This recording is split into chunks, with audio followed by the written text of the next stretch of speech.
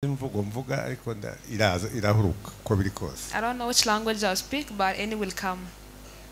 I'm happy to be here. So happy.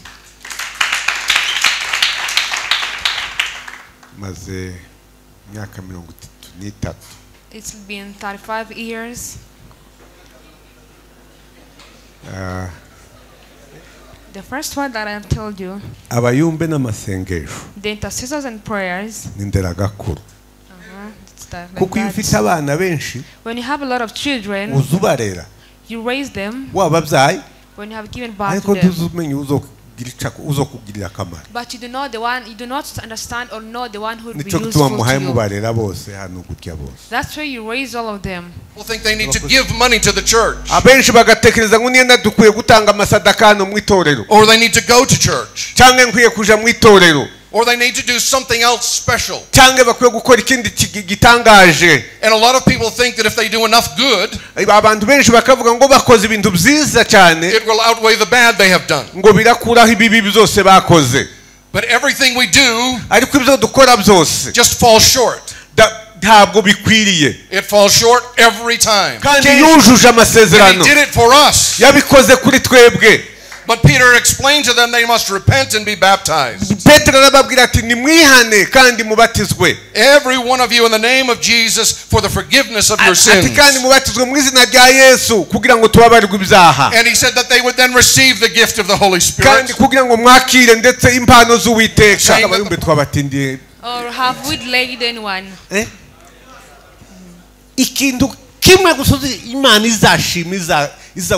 One thing that God will be grateful to you, that you sit in the front to come, and a few girls to come also. Come faster, come faster. Come faster. Just to come.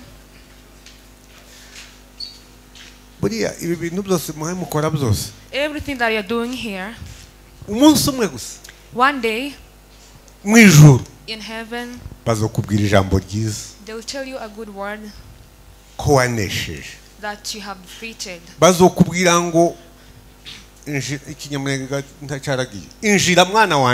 will tell you, get in, my son, you who defeated the warfare. Do you know something else that is great? Follow me on the line. That's how it will be.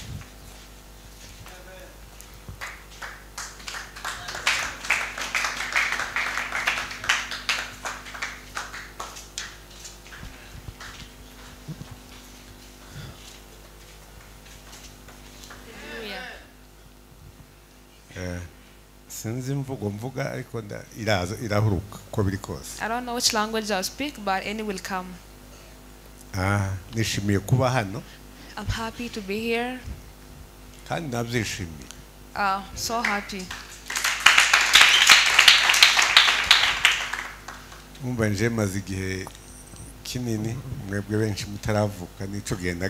It has been a while since some of you are not born. That's when I left.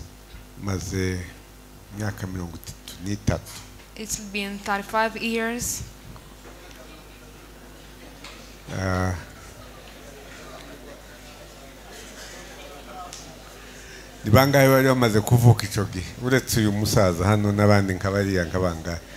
Let's see who were born at that time when I left.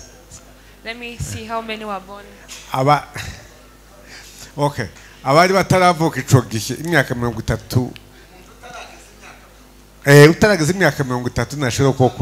Anyone who is below 30 years to raise your hands.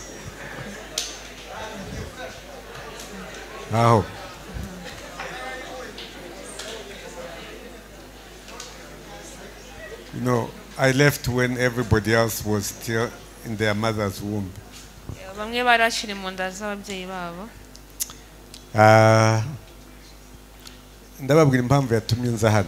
I'll tell you the reason why I came here. I had a meeting, but even still I'm going to attend to it. Where's the president of the service? Stand up. ndashaka kubabwira ko igituma naje. I want to tell the reason why I came. Nukugira ngo tubaheshe iteka. It's because to give you all that. Ikindi cya kabiri. Secondly, nuko bavuzemo amasengesho. It's because they said about prayers. Bakavugamo n'abayumbe. And they said the intercessors as well. Twega twakoze iki?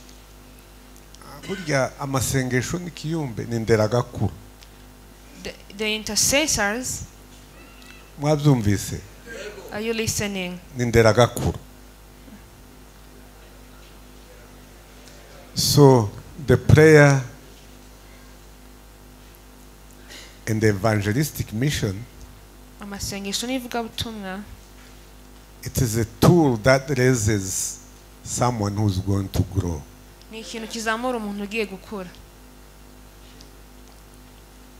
N'ikindi cya gatatu. And thirdly, nuko nanje nahaciye bena. It's that I also passed from there. Twahaciye tutaramenya igisirimba. We did not know about the kind of dancing that you're doing. Ni uyu bishop mubona ko twahuye tutara igisirimba kitaraba cyane. This bishop we met while the igisirimba was not so many at all.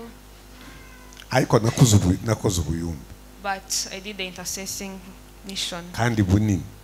Very huge one. N'umudamu wanje tukajana. Together with my wife we would go together. Nabantagora ndumwana. And I was a child. Narumwana muto cyane. I was a young Ntarabzana n'umwana wa mbere. I did not even have my firstborn. Bakamburishi. A kind of ambush. Kazange ndabatwaje ishakoshi. I would carry their carrier bags. Ariko.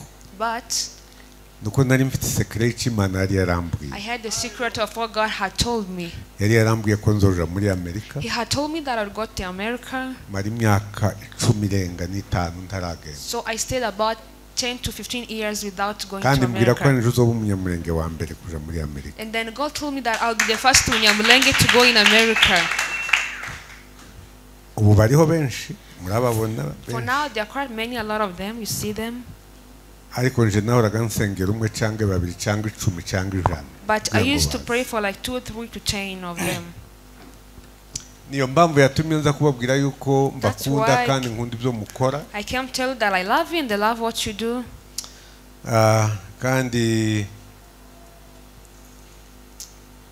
kandi nzi ko ibyo mukora ari byiza. And I know that what you do is good. Kandi ari iby'Imana. And it's things of God. Nari natekereje ngo mbabwire amagambo 5.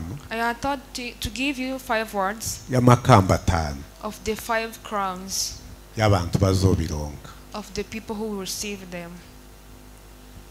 Kuko burya ibi byose two kwiruka cyangwa tukabyina cyangwa tukaja hanze cyangwa tukagira gute. We can run, dance, go to other countries or do any other things. Ariko hariho amakamba. But there is crowns. Ariko hariho rimwe nshaka kubabwira. But there is one that I want to tell you. Ikamba rimeze nka rya Avuze rya Moses. The crown that the one they mentioned, like the one of Moses. Baryita ngo ni soul winning crown. It's called soul winning crown. Aho iragoye kumva. It's quite hard to understand that one. Soul winners crown. Soul winners crown or soul winning crown. Ikamba abashakisha abandi kuza ku Mana. The crown of the people who seek others to come to God. Barya abantu. Those people. Ntibameze nkabo. They're not like these ones. Muziyo turi mu rusengero natwe turi mu rusengero. You know when we are in churches. Burya tuba tumerewe neza. We are good. Nicyo gituma turirimba tukananezerwa cyane tukishima tukanasenga. That's why we sing, we rejoice, we pray, and then we sing. Ariko umuntu wo hanze kwibarabara. But the person who is in the streets, burya ntazi n'ibyabamo. He or she does not know what the kind of life that he's living. Kandi cyatuzanye hano muri Kenya hano mwebwe cyabazanye. And what brought us here on earth? Nuko hari abapagani benshi hariya hajya iruhande rwawe. It's because there is more pagans over there. Vuga ntibazosirimba kubera yuko ntawababwiye. They will not come to dance here because they have no one to tell them. They won't sing because they have no one to tell them. They won't pray because they have no one to tell them to pray. You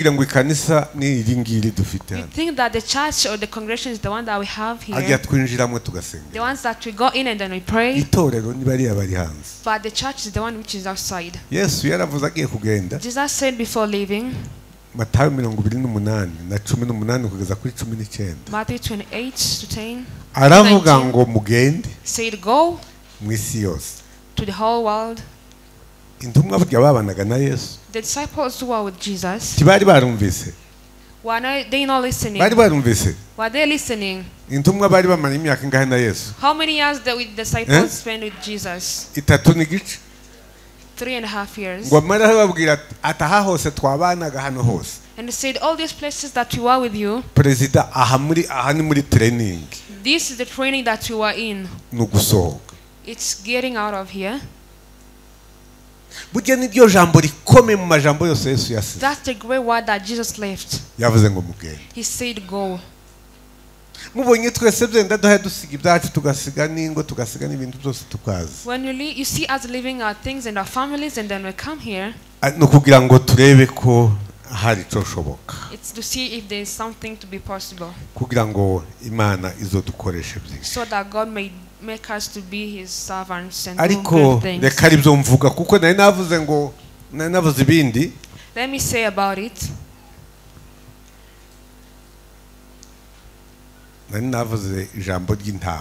I said about the word of the Lamb,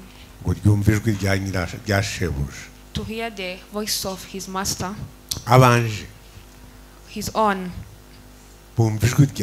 He hears my voice and they know it, they follow it. Hallelujah. Hallelujah. Let me tell you about the 5 crowns and I'm almost done.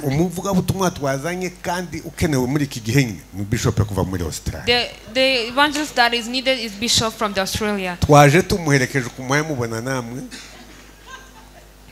We just accompanied him.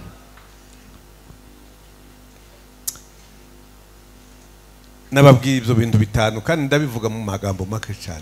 you those 5 words and I'll say it in a few words. The first word that I have told you, the intercessors and prayers.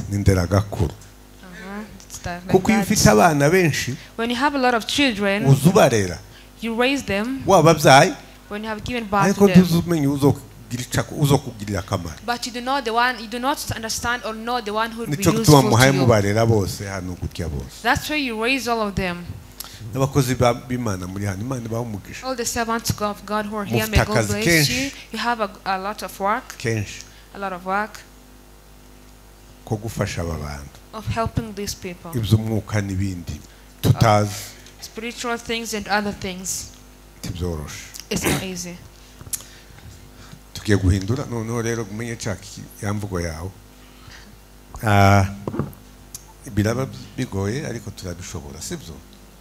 Congratulations, thank you so much. You are doing good. The first crown is called the imperishable crown.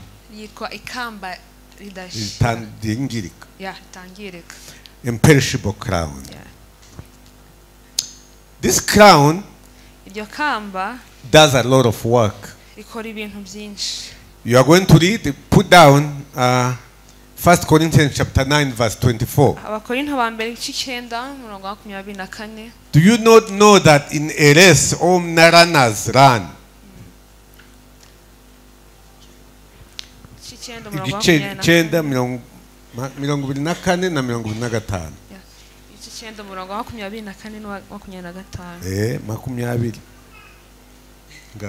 Yeah. 1 Corinthians chapter 9 verse 24. Aravuga ngo muzi yuko mu birori abasiganwa biruka bose ariko ugororerwa akaba umwe, namwe abe ariko mwiruka kugira ngo mugororerwe. Umuntu wese urushanwa yirinda muri byose, abandi bagenzereza batyo kugira ngo bahabwe ikamba ryangirika. naho twebwe tugenzereza dutyo kugira ngo duhabwe iritangirika. Amen.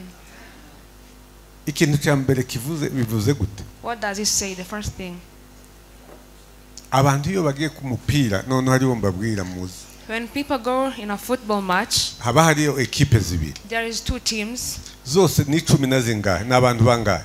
11 people. 11. There is always 11 people in a team.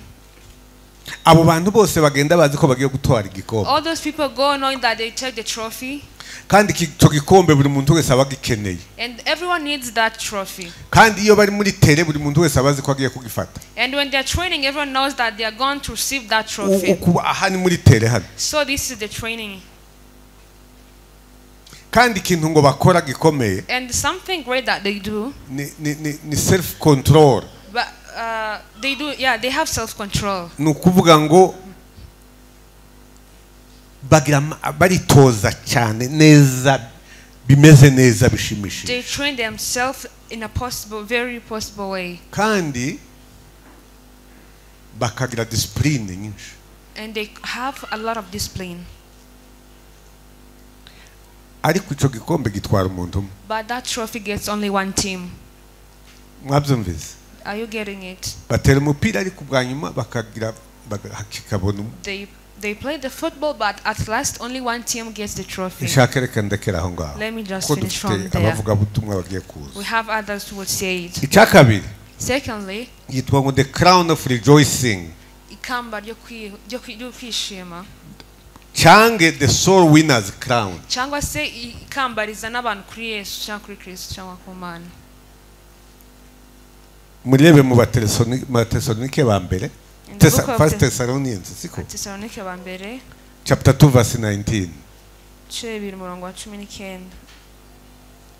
So what is our hope or joy or crown of boasting before our Lord Jesus at his coming? Is it not you? Aravuga ngo ibyiringiro byacu ni iki cyangwa ibyishimo cyangwa ikamba ryo kwirata simwebwe se mu maso y'umwami wacu Yesu ubwo azaza. Hallelujah. Hallelujah. There's nothing that rejoices before God apart from the person that you brought to God. Hallelujah. Hallelujah. Are we together? Or have we delayed anyone?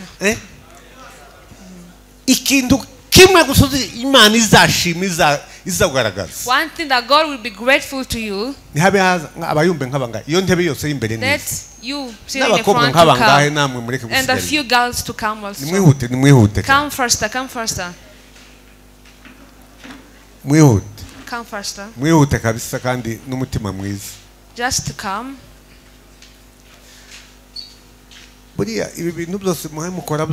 Everything that you're doing here. One day in heaven they will tell you a good word that you have defeated.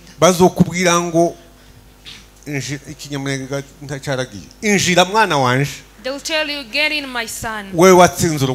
You who defeated the warfare. Do you know something else that is great? Follow me on the line. That's how it will be.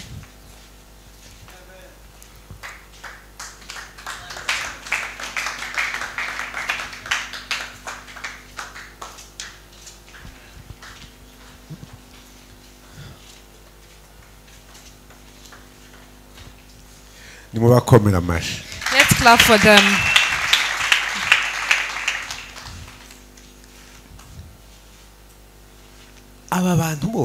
All these people, in what God will say, is saying, my heart you have done good. It's just an example I'm giving. Patron.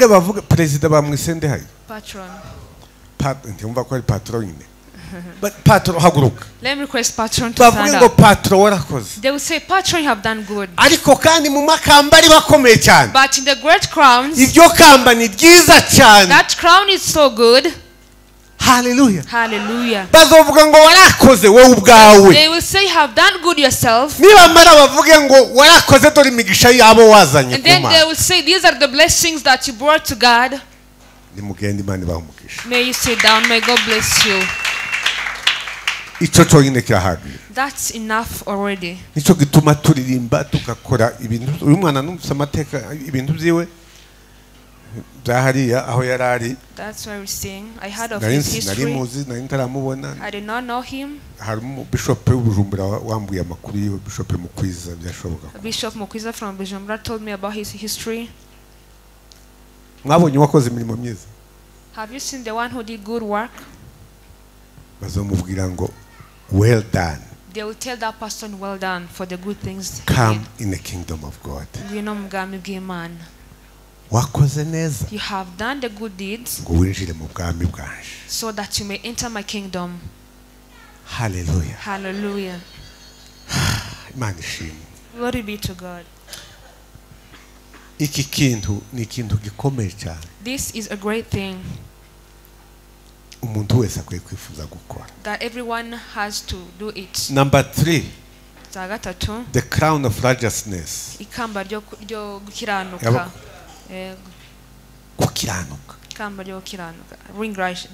of righteousness. People who are righteous before God, the ones that we disrespect is the ones that God will tell us. 2 Timothy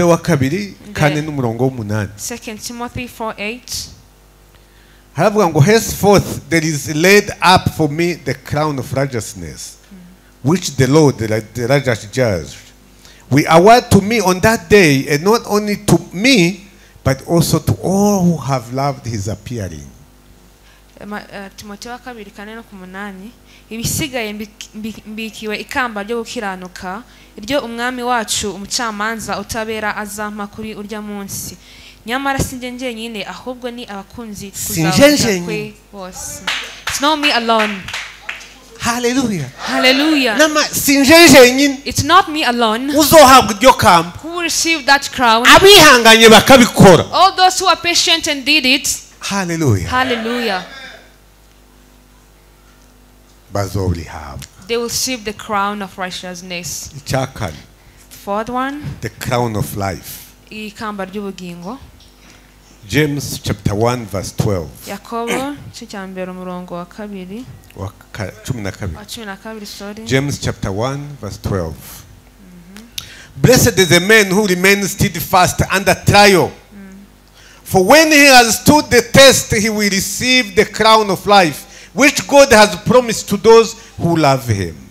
Haravuga ngo hahirwa umuntu ihanganira imugerageza kuko namara kwemerwa azahabwa ikamba ry'ubugingo. Namara kwemerwa. Hallelujah. Hallelujah. Iryo Imana yasezeranyije abayikunda. Amen. Revelation chapter 2 verse 10. Byahishuriwe Yohana. Chapter 2 verse 10. Haravuga ngo, do not fear for what you are about to suffer. Behold, the devil is about to throw some of you into prison, that you may be tested, and for 10 days you will have tribulation. But be faithful unto death, until I give you the crown of life. This crown, it's given to the people who defeated their temptations. You might go through a lot of temptations. There is even temptations from our own families.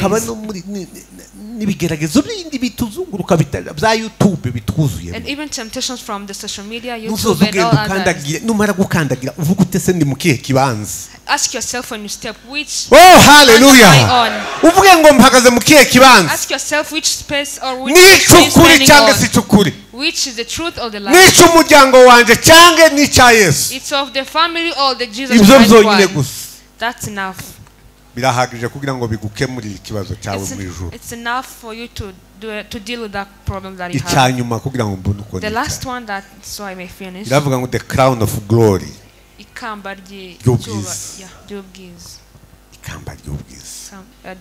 crown of glory. 1 Peter chapter 5 verse 2 to 5. Peter 5 umurongo wa 2 kugeza ku wa 4.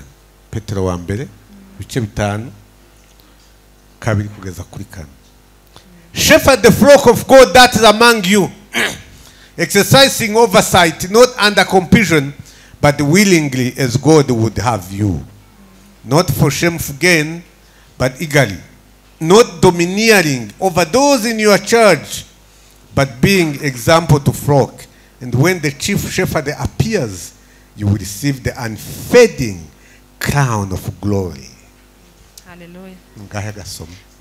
Muragire umukumbi w'Imana wo muri mwe mutawurinda nk'abahatwa, ahubwo muwurinde mubikunze nkuko Imana ishaka, atari kubwo kwifuza indamu mbi, ahubwo kubw'umutima ukunze, kandi mudasa n'abatwaza igitugu abo mwagabanijwe, ahubwo mube ibyitegererezo by'umukumbi. Amen. Hallelujah. Hallelujah. Musigaranye iki? What are you left with? Ukwiye kumenya iyo uzohabwa wamwe. You have to know which crown will be given. Only one, at least one. Wenda rimwe rirahagije. Bwana asifiwe sana. Hallelujah. Nimuzoza musenga. When you pray, mukaririmba, then you sing, uzuvuga ngo ikamba ryanje ni irihe? Know that question yourself, which one is my crown? Nicyo cyatumye nza. That's why I came. Kugira ngo mbane namwe abana b'Imana. So that I be with you, children of God. Abana b'Imana. You sons of God. Ninderagakura. Muri Sara hamwe uyu mwanya. In this place, in this session. Yeah. Uzi kugira Ninderagakura? Raising a child who's going to grow. Buriya reka ndekeraho kugira ngo abavuga butumwa baze. Let me finish from there. Ariko icyo nzi nuko But what I know is that Imana igufitiye ikintu kimwe muri ibi bitanu. God has something for you. Nubikora muri bitanu byose. When you do one in the 5 things that I have mentioned. Ariko nje nkunda ya in the soul winnings. But I love the crown of soul winning. Kuko nza nkunda kuvuga ngo numve yuko nazanye n'uwundi umwe umuyisilamu uri hano hirya. Because I always wish like I brought a Muslim. Kamuzana kwa Yesu. Umwe gusa. And bring that Muslim to God. Muze mwibuka ko Yesu yaje gushaka intama imwe gusa. Remember that Jesus came to look for the one lost sheep. God bless you. God bless you.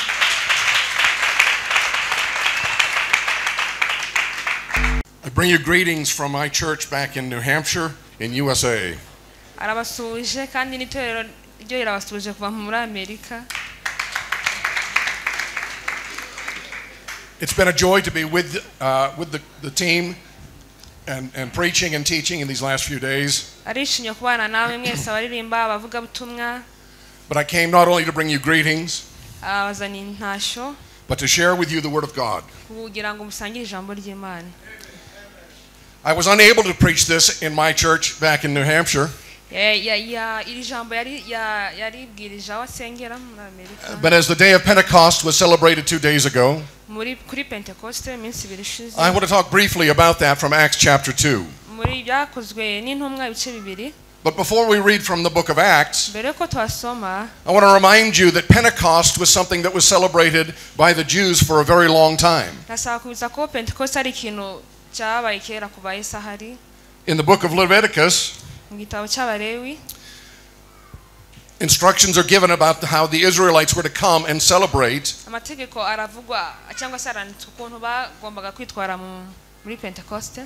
And we are told simply this: from wherever you live, bring 2 loaves made of 2/10 of an ephah of the finest flour, baked with yeast, as a wave offering of the first fruits to the Lord. That was Leviticus 23:17.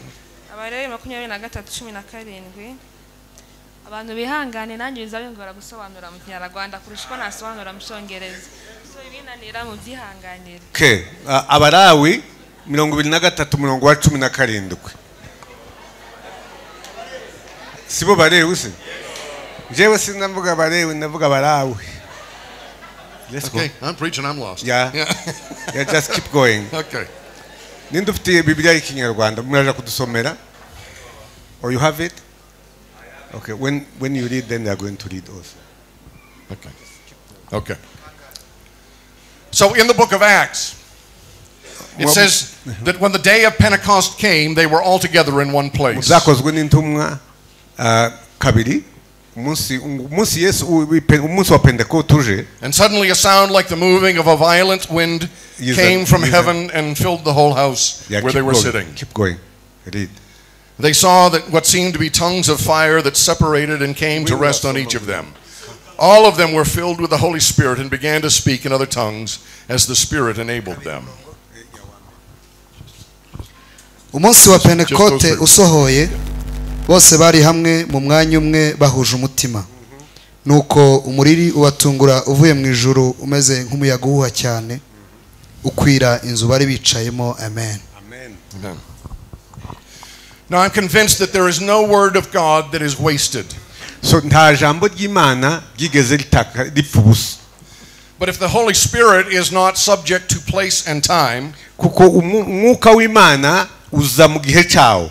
We ask, why is it important that it says when the day of Pentecost came, they were all together in one place? Ni impamvu ituma tuvuga yuko umunsi wa Pentecoste bari hamwe bose ariko umwuka abari huze. Jesus had said to his disciples before he was crucified, Yesu yabwiye intumwa ziwe amaze mbere yuko abambwa, that it was better for him to go away in order that the Holy Spirit could come. Kwari byiza yuko we yogenda kugira ngo umwuka azaze. Because Jesus was locked to time and space. So kuko Yesu hari ahantu yarari ariko atashoboraga kuja kure ngo akwire hose. But the Holy Spirit is free to move wherever. Ariko umwuka wera ukwira ahantu hose. And be here in Kenya. Umwuka uburi hano muri Kenya. And back in America. Ukaba no muri Amerika. All at the same time. Ndetse ukabera icyarimwe wose. And yet we are told that when the day of Pentecost came, they were all together in one place. Ariko tubwirwa yuko ngo umunsi wa Pentecost uje ngo bose bari hamwe bose. So why does Scripture say that? Nukubera iki iryo jambo ry'Imana rivuga gutyo?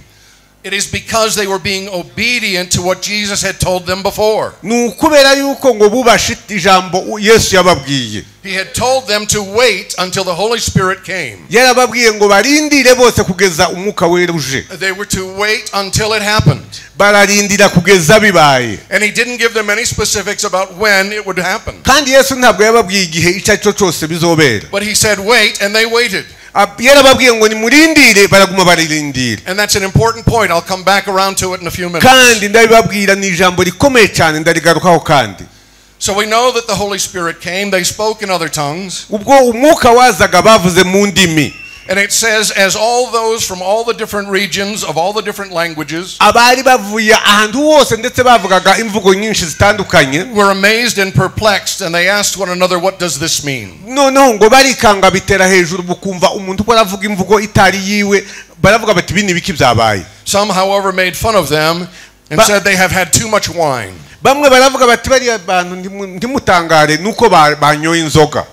Whenever God is moving in the lives of his people, Yesu agiye mu bugingo bwabo, it is common for people to have questions. Birashoboka yuko umwuka ugiye kugenda mu bantu, abantu bakunda kubaza ibibazo cyane. They don't understand what God is doing. Kenshi ndibakunda kumva ibyo Yesu akora mu bugingo bw'abantu. And so they ask the questions. Babajije ibibazo cyane. But too often, ariko cyane, people don't ask questions abantu ndibabaza ibibazo because they are not witnessing the moving of the Holy Spirit in our lives. Kuko umwuka waje muri twebwe. When they do, they will ask questions. Iyo bibaye barabaza ibibazo. If people are not asking questions of you, nimba abantu batibaza kuri wewe, you might ask yourself if God is really at work in your life. Nukwiye kwibaza nimba Yesu ari muri wewe mu byukuri. But Peter stood up in this crowd. Ariko Petero yahagaze aho ngaho mu busho bwari buhari. He raised his voice and addressed the crowd. Aravuga muri iri jambo. And he said, fellow Jews and all you living in Jerusalem, let me explain this to you. Arababwira ati mwebwe abayahudi n'abandi batuvuye ahandi hasi reka mbabwire ibi ngibi. This is the same Peter who wrote in one of his epistles ati kandi uyu ni Petero wanditse rimwe mu ijambo ry'Imana to always be prepared to give an answer. Ati kwitegura kugira ngo tuzotange igisubizo. When people ask you about the hope that you have. Abantu bakubajije ibyiringiro ufite. And so we must wonder again, should people be asking us these questions? Ese abantu bakwiye kwibaza hejuru yacu. Peter goes on, and I'll jump ahead here. Petero arakomeza. He gives them this explanation. arabasobanurira icyabaye. He shares from the prophet Joel. arababwira ibyo Yoeli yabonye. And then he summarizes by saying, fellow Israelites, listen to this. arababwira ngo abayahudi mwumve ibingibi. Jesus of Nazareth was a man accredited by God to you by miracles, wonders and signs. Yesu w'i Nazareti yari yaje muri mwebwe kandi yazanywe n'ibitangaza. Which God did among you through him, as you yourselves know. yaje hagati yanyu nkuko mwebse mubizi. This man was handed over to you by God's deliberate plan and foreknowledge. kuko Uwiteka Imana yari yamutanze muri mwebwe kugira ngo mubisobanukirwe. And you, with the help of wicked men, put him to death by nailing him to the cross. ariko kubera yuko mwakoranye n'abantu b'abanyantege nkeya muramubamba. But God raised him from the dead, freeing him from the agony of death. ariko nyuma yaho n'ubundi Uwiteka yaramuzuye amukura mu bapfuye. Because it was impossible for death to keep its hold on him. byari bigoye kuvuga ngo ikuzimu kumufatireyo. Very beautifully, Peter summarizes the gospel. Petero yabivuze neza cyane mu magambo make. Jesus was a man who lived among you. yaravuga ngo Yesu ni wa wundi wabanye namwe. He was proven to you by God to be a man of God. kandi yari yazanywe muri mwebwe nk'umwana w'Imana. But he was handed over and you crucified him. ariko yari yabajemo ariko mwebwe muramutanga kugira ngo ababambwe. And yet he rose from the dead. ariko yarazutse mu bapfuye. Because the grave could not hold him. kubera yuko ikuzimu kwananiwe kumufatiramwo. When I realized that I too am guilty, I find myself amongst these. nanje numva ncira urubanza kuko meze nk'aba ngaba. Who are guilty of nailing Jesus to the cross. kuko numva ncira urubanza nk'aba bandi baciriwe Yesu urubanza. I may not have lived back then. birashoboka yuko ntabayeho ico gihe. But the sins I've committed in my life. ariko ibyaha nakoze mu bugingo bwanje. caused Jesus to be nailed to that cross. so byatumye Yesu aja kuri wa musaraba. But death could not hold him. ariko urupfu ntabwo rwashoboye kumufata. And Peter was celebrating this truth and explaining it to the people. ariko Petero yashoboye gusobanurira abantu ndetse aha yabivuga neza n'ibyishimo. He says God raised him from the dead and we are all witnesses of it. Yesu Uwiteka yamukuye mu bapfuye ati n'ubu nibyo byishimo dufite aha ngaha. Therefore let all Israel be assured of this. God has made this Jesus whom you crucified both Lord and Messiah. ati kandi mwebwe mw'abayahudi mwe mubimenye yuko wa wundi Yesu mwabambye Yesu yamuhinduye kuba umwami w'abami. And when the people heard this they were cut to the heart. abamaze kubyumva bumva imbugita ibaciye mu nda. And they said to Peter and the other apostles, brothers, what shall I do? batangira kumubwira bati Petero n'intumwa zaziraho bati niki twokora kuri ibyo ngibyo. And so often we think it's about what we can do. ariko kenshi dukunda kuvuga ngo se niki twokora. If the conviction of the Holy Spirit comes, ariko nimba ucira urubanza n'umwuka wera. sometimes people think they need to give money to the church. abenshi bagatekereza ngo niyo dukwiye gutanga amasadaka hano mu itorero. Or they need to go to church. cyangwa nkwiye kuja mu itorero. Or they need to do something else special. cyangwa bakwiye gukora ikindi gitangaje. And a lot of people think that if they do enough good, abantu benshi bakavuga ngo bakoze ibintu byiza cyane, it will outweigh the bad they have done. ngo birakuraho ibibi byose bakoze. But everything we do ariko ibyo dukora byose just falls short. ntabwo bikwiriye. It falls short every time. kenshi bikunda kuba bidashitse. Because it's not about what we do. sibyo dukora gusa. It's about what Jesus has done. ahubwo nibyo Yesu yakoze. He has done it. yarabikoze. He's completed the work. kandi yujuje amasezerano. And he did it for us. yabikoze kuri twebwe.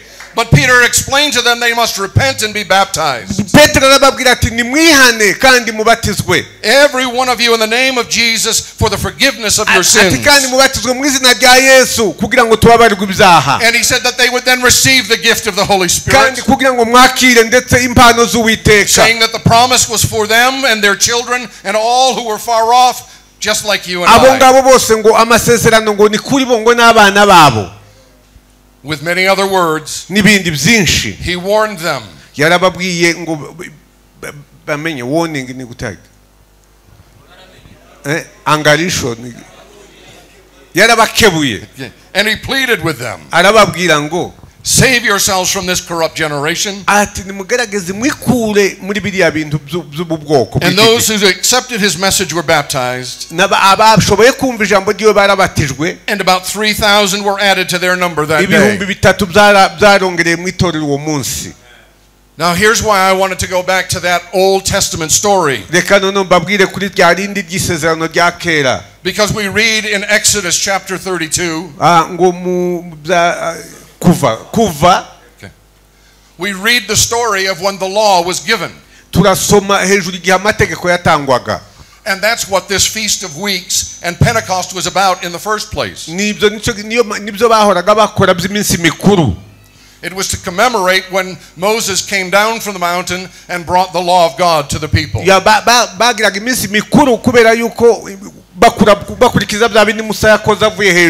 But we know what happened on that day. Is that when Moses came down from the mountain, he says he can hear the sound of celebration. But he said it was the sound of war. He said, but yet it's not the sound of victory. Nor is it the sound of defeat. But it was just celebration and unexplained. And when he came down, he saw the people had cast off restraint. And that they were celebrating and worshiping an idol. They had convinced Aaron to make that idol. And the way they convinced him to do it was by saying, we don't know what has happened to this man Moses. Moses had been up on the mountain for a long time. Just like those early disciples, they had been told to wait while Moses went up the mountain. But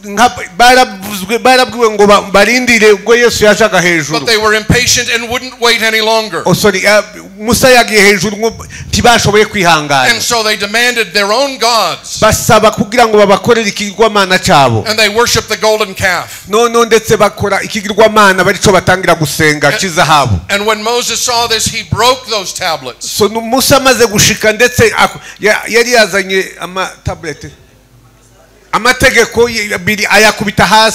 And that is why they were told to bring 2 loaves. Those 2 loaves of bread represented the original tablets. But what we see when the day came for the law to be given, and the people were disobedient, God was disgusted with all of Israel. And Moses called those who would be faithful to him to come. And it says that the Levites all came and rallied with Moses. And Moses gave them this horrible instruction. He told them to strap on their swords and to go through the camp and to kill their friends and their neighbors and their brothers as punishment for their sin. And we are told there in Exodus chapter 32 verse 28 that the Levites did as Moses commanded. So Kuvayo 32:28 ngo abalawi bakoze uko Musa yababwiye. And that day about 3,000 people died. Uwo munsi bisha abantu 3,000. Yet on the day of Pentecost, ari ku munsi wa Pentecoste, when the Holy Spirit came, umunsi umwuka wazaga, and they were cut to the quick for their sin, kandi bamaze kwihana, they were baptized and about 3,000 were given new life. God redeemed that situation. As God redeems our lives. Let us not be wrapped up by the law, but be filled with the Spirit who gives life for eternity. God bless you.